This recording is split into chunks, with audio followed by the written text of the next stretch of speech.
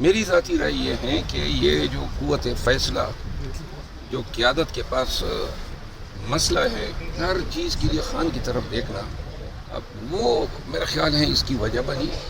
मुझे ज़ाती तौर पे अफसोस हुआ, हटदर्मी हुकूमत को भी नहीं करनी चाहिए थी, लेकिन अगर उन्होंने हटदर्मी की, चाहे जो भी वजूहत हो, इतना अहम इजलास था, हुकूमत को हटदर्मी नहीं करनी चाहिए थी। लेकिन अगर उन्होंने की तो तब भी बाई डिफ़ॉल्ट ये अंडरस्टूड था कि इतने अहम कौमी नवीयत के मसले पर, जिसमें दाखिला और ख़ारजी जो शोरश हैं, जो मसले मसाइल हैं, मईशत, सियासी इस्तेहकाम और फ़ॉरेन पॉलिसी और साथ में नेबरिंग कंट्रीज़ के साथ ताल्लुकात, इन पे अगर फैसला होना था तो मेरा ख्याल है पाकिस्तान के अवाम की तर्जुमानी इस मीटिंग में होनी चाहिए। नवाज शरीफ साहब भी नहीं आए और उसके बाद उनको शायद अभी नून लीग जो कह रही है कि जी उन्होंने तो एटमी धमाके किए, मुल्क के लिए बहुत सारा कुछ किया, इससे पहले ऑपरेशन जो हुए दहशतगर्दों के खिलाफ, लेकिन कल की मीटिंग में उनका ना होना ना, कल की मीटिंग में ना कि उन्होंने अपनी पार्टी पे एक धमाका कर दिया, उनको आना चाहिए था।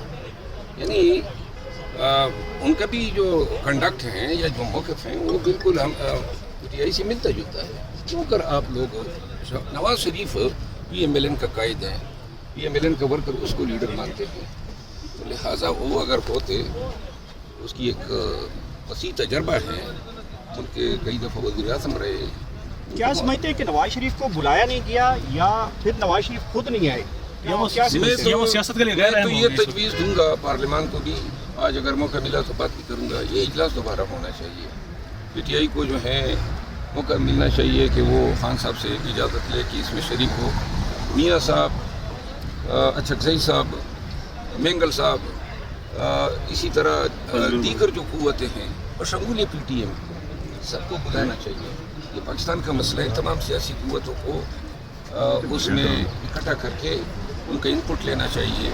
ये जो अधूरा इजलास हुआ, इसकी नाकामी की ज़िम्मेदार हुकूमत है। ये इजलास कामयाब नहीं रहा है, कोई कंसेंसस जो है इस पर नहीं आया है, और ये इजलास अगर दोबारा हो जाए क्या जाएगा, एक तारीख रख लें और तमाम को एतमाद मिले कि बुला ले, कौमी मसला है ना।